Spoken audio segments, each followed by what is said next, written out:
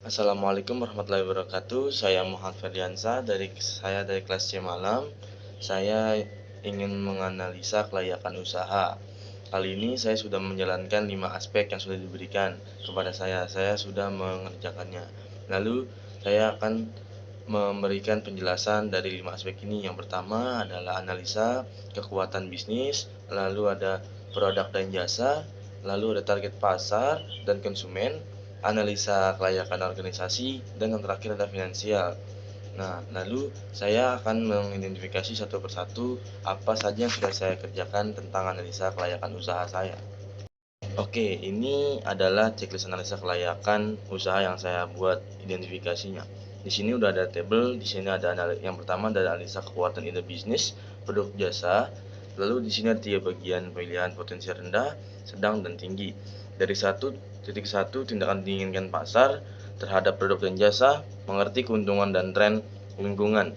Itu ada di potensi tertinggi, lalu menyelesaikan masalah, terlalu ada di tinggi, mengatasi target kesenjangan pasar yang terisi di rada tinggi, mendapatkan waktu masuk ke pasar, di situ potensinya rendah, ketepatan waktu ke pasar juga dengan rendah, bagi pembeli atau pengguna akhirnya juga dengan rendah, sejauh mana pelanggan puas dengan produk pesaing yang sudah tersedia, di situ juga rendah, sejauh mana ide tersebut mewajibkan pelanggan untuk mengubah ide praktik pasar dan ditawarkannya di rendah. Lalu sini ada 1.2 permintaan produk jasa disurvei langsung atau online. Seberapa besar kemungkinan pasar akan membeli produk atau layanan yang ditawarkan.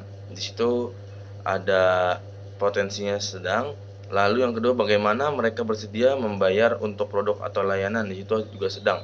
Lalu yang ketiga, di mana mereka dapat menemukan produk atau layanan ini untuk dijual, itu juga sedang. Lalu ada kelayakan target industri. Di sini masih ada 3 bagian rendah, sedang, dan posisi tinggi. Jumlah kompetitor di sini ada sedikit.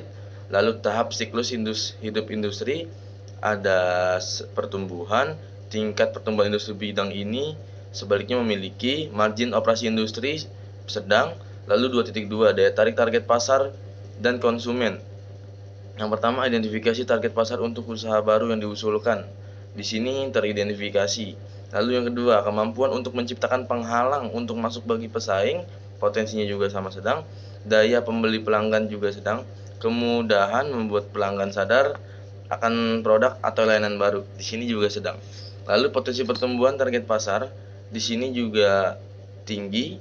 Lalu yang ketiga, analisa kelayakan organisasi. Oke, kita pindah ke kelayakan organisasi. Yang ketiga, analisa kelayakan organisasi. Yang pertama itu adalah kecakapan atau manajemen. Pendiri atau pengalaman pendiri dalam industri. Di sini ada tidak berpengalaman, pengalaman sedang, atau berpengalaman. Dan di sini saya sangat berpengalaman.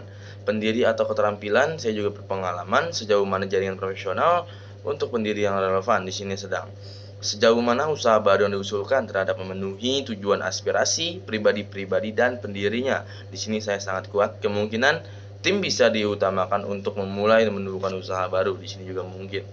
Lalu kecukupan sumber daya. Di sini sedang. Lalu yang keempat ada kelayakan finansial. Di sini ada total modal awal yang dibutuhkan ya sangat tinggi. Modal utang sangat rendah, modal khusus specialty juga tinggi. Kinerja keuangan bisnis sejenis, karakteristik ekonomi industri, profitabilitas, dan risiko saat ini. Lalu yang terakhir adalah nilai perusahaan. Di tiga-tiganya sangat sedang. Yang terakhir daya tarik finansial keseluruhan. Di sini ada hasil keuangan historis, di sini sangat tinggi. Proyeksi pendapatan juga sangat tinggi. Keuntungan sendirinya untuk 3 tahun ke depan sangat tinggi. Mungkin kan kotor dan laba sebelum pajak sebagai persentase dari pendapatan juga sangat tinggi. Lalu yang terakhir ada daya tarik relatif terhadap perusahaan lain yang sejak Anda lihat. Di sini juga sangat rendah. Ya, potensi keseluruhan bisnis berdasarkan kekuatan bisnis, industri pasar, kelayakan organisasi, dan finansial. Dan lalu ada penilaian keseluruhan. Ya, itu saya sudah jelaskan tentang menganalisa kelayakan usaha yang sudah saya kerjakan. Semoga bisa menjadi manfaat untuk orang yang melihat dan juga menjadi perkembangan untuk diri saya sendiri. Kurang lebihnya saya mohon maaf. Assalamualaikum warahmatullahi wabarakatuh.